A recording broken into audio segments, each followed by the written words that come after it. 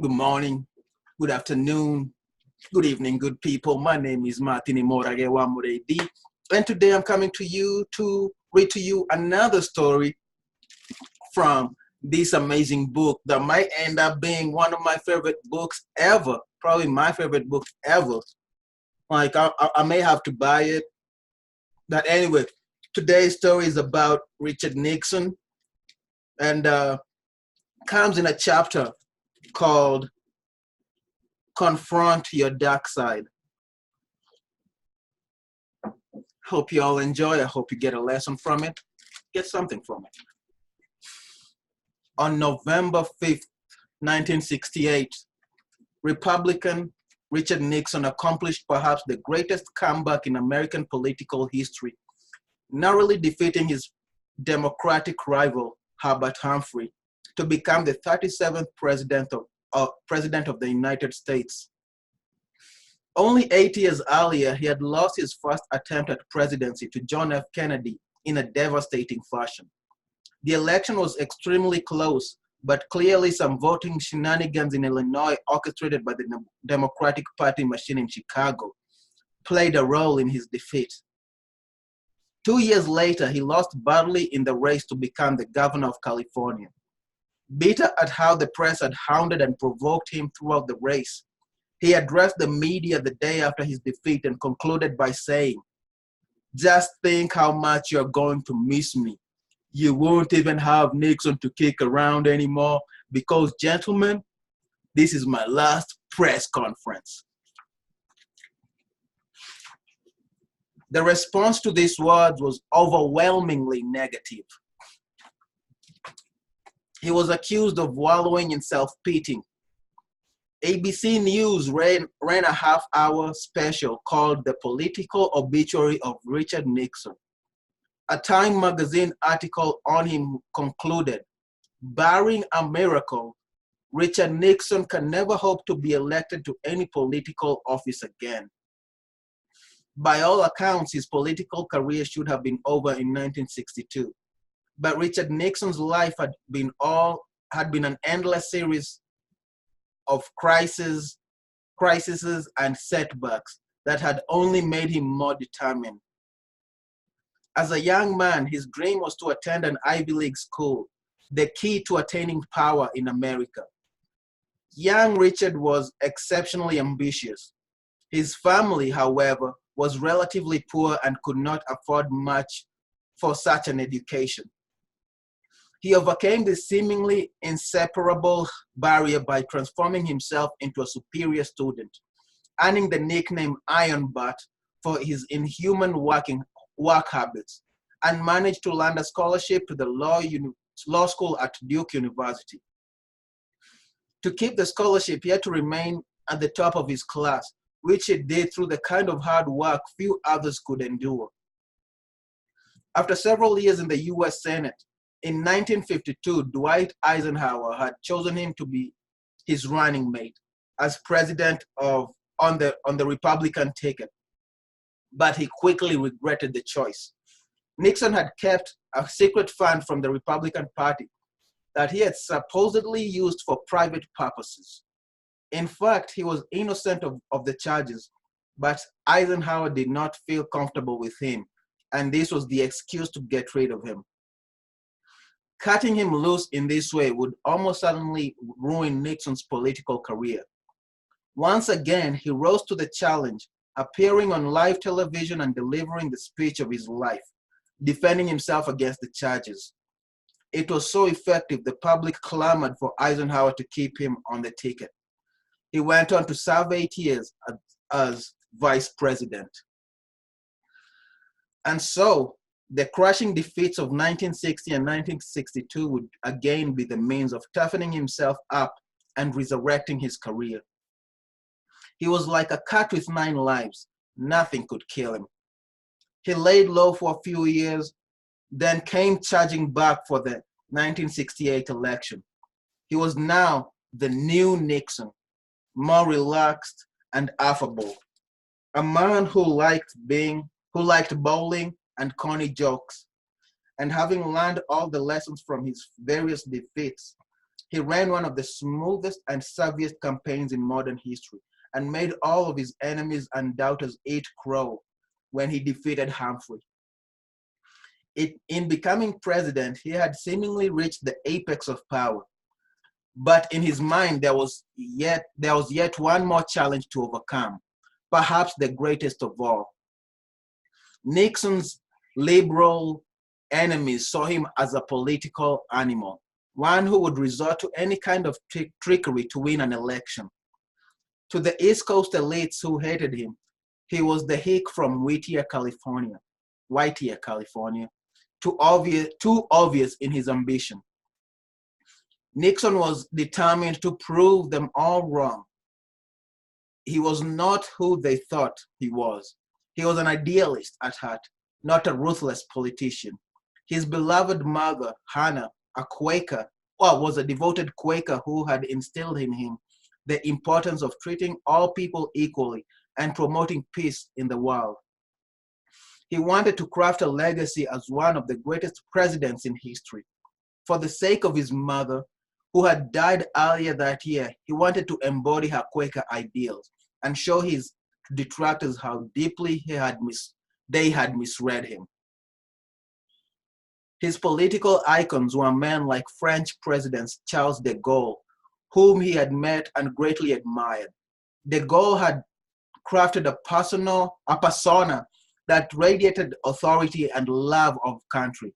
Nixon would do the same. In his notebooks, he began to refer to himself as RN, the world leader version of himself. RN would be strong, resolute, compassionate, yet completely masculine. The America he was to lead was riven by anti-war protests, riots in the cities, a rising crime rate. He would end the war and work towards world peace. At home, he would bring prosperity to all Americans, stand for law and order, and instill a sense of decency the country had lost.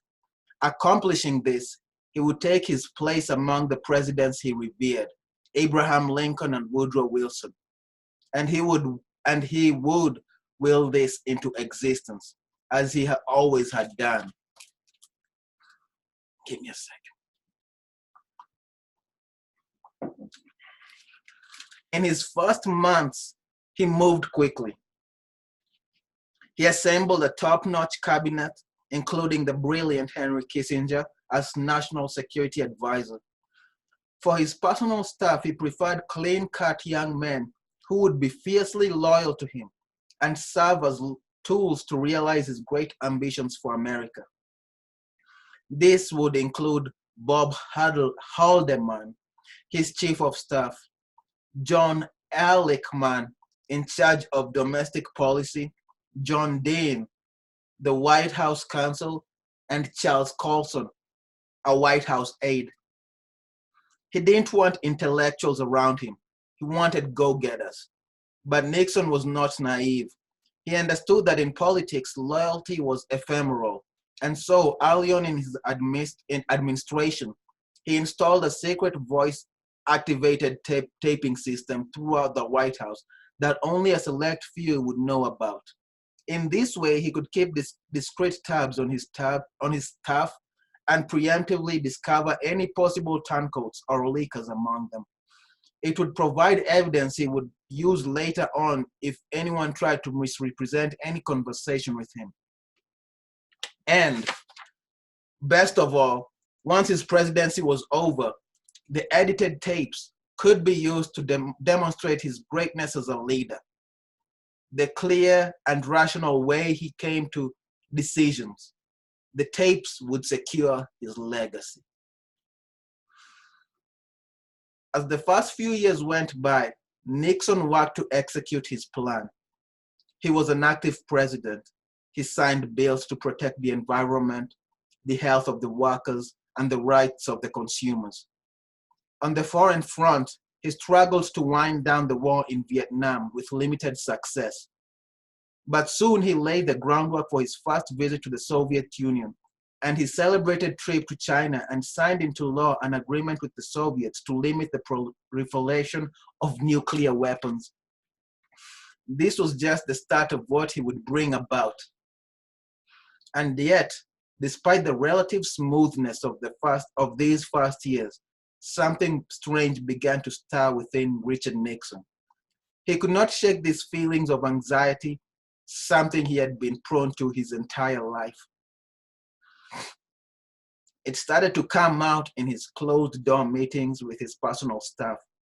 Late at night, over some drinks, Nixon would begin to share with them stories from his colorful past, and in the process, he would go over some of his old political wounds, and bitterness would rise up from deep within. He was particularly obsessed with the Alger Hiss case. Alger Hiss was an important staffer in the State Department who, in 1948, had been accused of being a communist spy. Hiss denied the charges. Dapper and elegant, he was the darling of the liberals. Nixon, at the time, a junior congressman from California, smelled a phony. While other congressmen decided to leave Hiss alone, Nixon, representing the House and American Activities Committee, kept investigating. In an interview with Hiss, as Nixon reminded him of the law against perjury, Hiss replied, "I am familiar with the law. I attended Harvard Law School.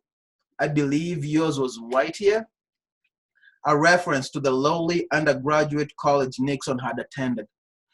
Relentless in his pursuit of Hiss, Nixon was successful in getting him indicted for perjury, and Hiss went to prison. This victory made Nixon famous, but as he told his staff members, it earned him the eternal wrath of the East Coast elites, who saw him as the unctuous upstart from Whittier.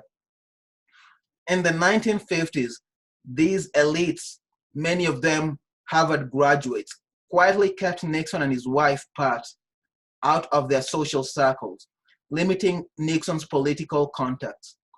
Their allies in the press ridiculed him mercilessly for any misstatement or possible misdeed. Yes, Nixon was no angel. He liked winning, but the hypocrisy of these liberals galled him. Bobby Kennedy was the king of political dirty tricks, and yet, what reporter publicized this? As he went deeper and deeper into these stories, night after night with his staff, he reminded them that this past was still very much alive. The old enemies were still at work against him. There was CBS correspondent Daniel Shaw, who seemed to hate Nixon with unusual zeal. His reports on Vietnam always managed to highlight the worst aspects of the war and make Nixon look bad. There was Katharine Graham, the owner of the Washington Post, a newspaper that seemed to have a personal vendetta against him going back many years.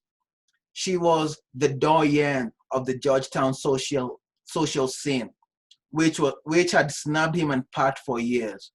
Worst of all, there was Larry O'Brien, now the chairman of the Democratic Party, who was a key advisor to the Kennedy administration, had managed to get Nixon audited by the IRS. As Nixon saw it, O'Brien was the evil genius of politics, a man who would do anything to prevent Nixon's re-election in 1972.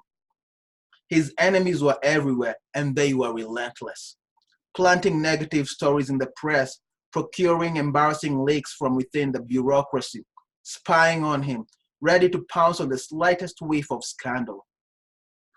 And what he would ask his staff, "Are we doing on our side?" If his team did nothing to respond to this, they would have only themselves to blame. His legacy, his ambitions were at stake. As the stories began to pile up of anti-war demonstrations and leaks about the administration's Vietnam War effort, Nixon became red hot with anger and frustration. The talk with his staff heating up on both sides. Once, as Colson talked about getting revenge on some particularly nettlesome opponents, Nixon chimed in, "One day we will get them." We'll get them on the ground where we want them.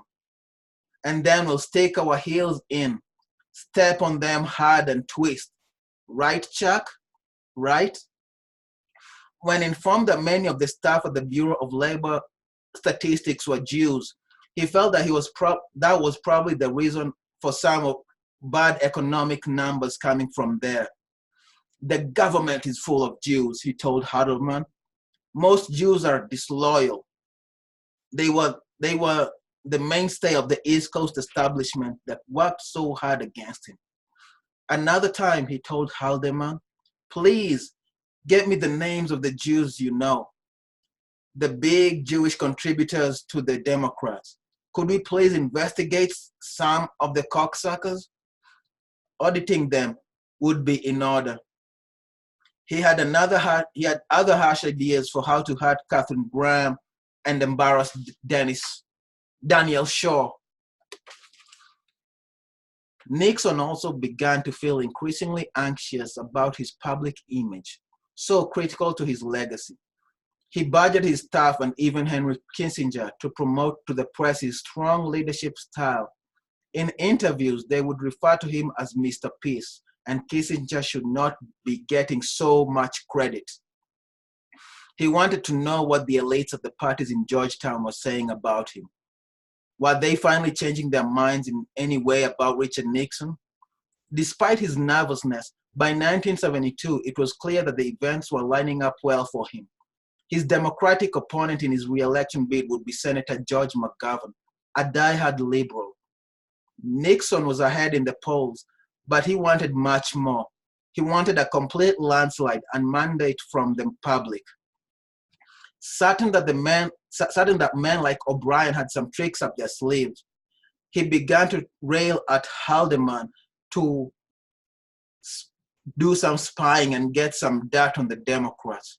He wanted Haldeman to assemble a team of nut cutters to do the necessary dirty work with maximum efficiency. He would leave the details up to him. Much to his chagrin, in June of that year, Nixon read in the Washington Post of a botched break-in at the Watergate Hotel, in which a group of men had attempted to plant bugs in the offices of Larry O'Brien. This led to the arrest of 3 men, James McCord, A. Howard Hunt, and J. Gordon Liddy, with ties to the Committee for the Re-election of President Nixon.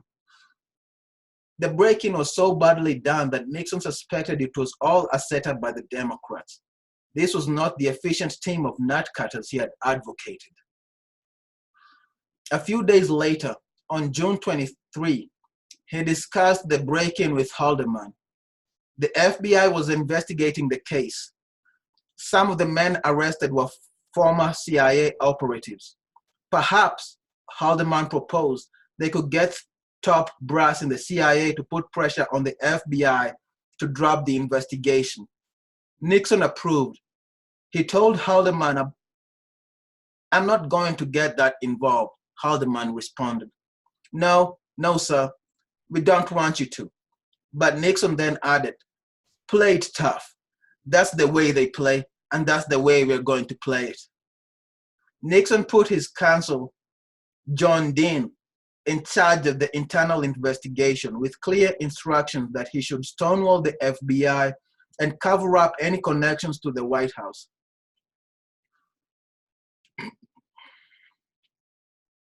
Anyway, Nixon had never directly ordered the break-in. Watergate was a trifle, nothing to tarnish his reputation. It would fade away along with all the other dirty political deeds never discovered or recorded in the history books. And indeed, he was correct.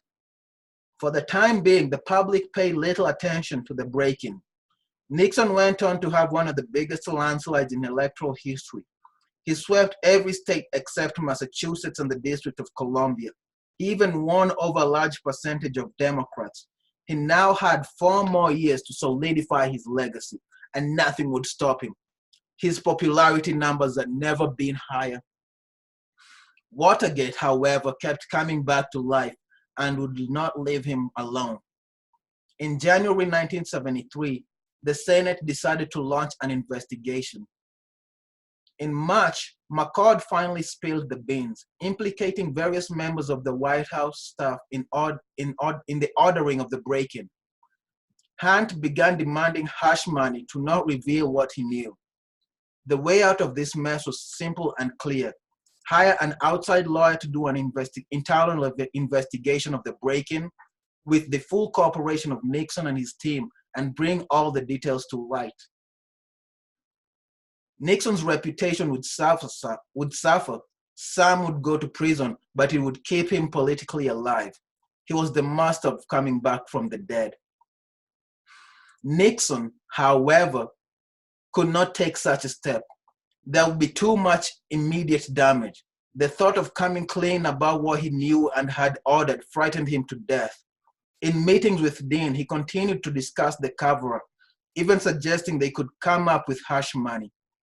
Dean cautioned him not to get so involved, but Nixon seemed oddly fascinated by the growing mess he had created and unable to pull himself away. Soon, he was forced to fire Haldeman and Ehrlichman, both of whom had been deeply implicated in the break-in. It was an ordeal to get him to personally fire them, and when it came time to deliver the news to Ehrlichman, he broke down and sobbed.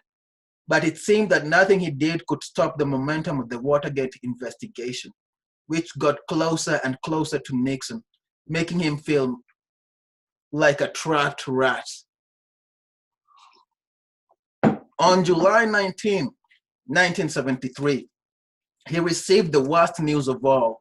The Senate committee investigating Watergate had learned of the secret taping system installed in the White House, and they demanded that the tapes be handed over to them as evidence. All Nixon could think about was the intense embarrassment that would ensue if the tapes went public. They would make him the laughingstock of the world. Think of the language that he had used and the many harsh things he had advocated. His image, his legacy, all the ideals he had striven to realize, it would all be ruined in one fell stroke. He thought of his mother and his own family. They had never had him speak as he had done in the privacy of his own office. It was as if he were another person on those tapes. Alexander Haig, who was now chief of staff, told Nixon he had to tear out the taping system and destroy the tapes immediately before receiving an official subpoena. Nixon seemed paralyzed. Destroying the tapes would be an admission of guilt. Perhaps the tapes would exonerate him, as they would prove he had never directly ordered the break-in. But the thought of any of these tapes becoming public terrified him. He went back and forth on this in his mind. But in the end, he decided not to destroy them. By invoking executive privilege, he would resist handing them over. Finally, as pressure mounted, in April 1974, Nixon decided to release edited transcripts of the tapes in the form of a 1,200-page book and hoped for the best. The public was horrified by what it read. Yes, many had thought him slippery and devious, but the forceful language, the swearing, and the sometimes hysterical, paranoid tone of his conversation, and the utter lack of compunction or hesitation in ordering various illegal acts revealed a side of Nixon they had never suspected. Even members of his family were shocked. When it came to Watergate, he seemed very weak and indecisive. Not at all the De Gaulle image he had wanted to project. He never once showed the slightest desire to get at the truth and punish the wrongdoers. Where was the man of law and order? On July 24 came the final blow. The Supreme Court ordered him to hand over the tapes themselves, and among them would be the recorded conversation of June 23, 1972, in which he had approved of using the CIA to quash the FBI investigation. This was the smoking gun that revealed his involvement in the cover-up from early on. Nixon was doomed. And although it was against everything he believed, Nixon was doomed. And although it was against everything he believed in, by early August, he decided to resign. The morning after he delivered the resignation speech to the country, Nixon addressed his staff one last time, and fighting to control his emotions, he concluded, "Never get discouraged. Never be petty. Always remember, others may hate you, but those who hate you don't win unless you hate them, and then you destroy yourself." Along with his family, he then got into the helicopter that he was to take him into political exile. Thank you for listening, good people. If you got to the end, I really appreciate you. Please subscribe, like, comment, share, and I look forward to you watching the next video. Or maybe you're even looking forward to me making another video. I'll be posting one soon, in a day, probably one every day. Hope you enjoy the story. Anyway, good people, adios, adios. I hope you have a good day. Say hi to your families. Say hi to your friends. Kiss them, hug them, all the good things. Good.